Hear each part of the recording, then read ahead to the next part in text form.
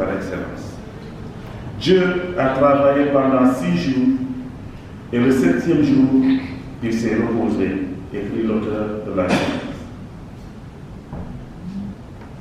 Et il précise, après avoir travaillé pendant ce temps, Dieu vit que cela était bon. Et j'aimerais bien qu'on puisse retenir cette expression. Dieu vit que cela était bon. C'est d'ailleurs l'expression qui va rythmer le récit de la création.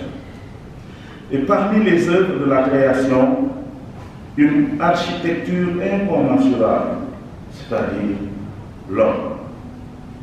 L'auteur du livre de la Genèse écrit « À son image et à sa ressemblance, mâle et femelle il les créa. » À son image et à sa ressemblance, mâle et femelle il les créa. Toujours dans le récit de la création, en Genèse 1, chapitre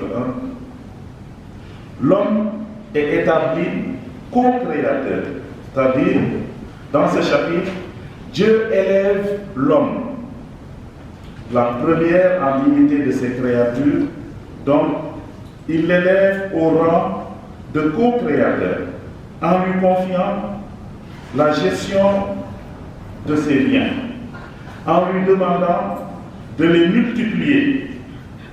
Je cite, et Dieu les bénit, et Dieu leur dit, fructifiez et multipliez, et remplissez la terre, assujettissez-la, et dominez sur les poissons de la mer et sur les oiseaux des cieux, et sur tout être vivant qui se meut sur la terre. Quelle distinction, quelle merveille. Ce lien donc originel entre le Créateur et la première de ses créatures en dignité, c'est-à-dire l'homme, est si fort que l'auteur du psaume, qui est un poème biblique, donc si fort que l'auteur du psaume 8 écrit ceci, en s'exclamant, ô Seigneur notre Dieu, qu'il est grand ton nom par toute la terre.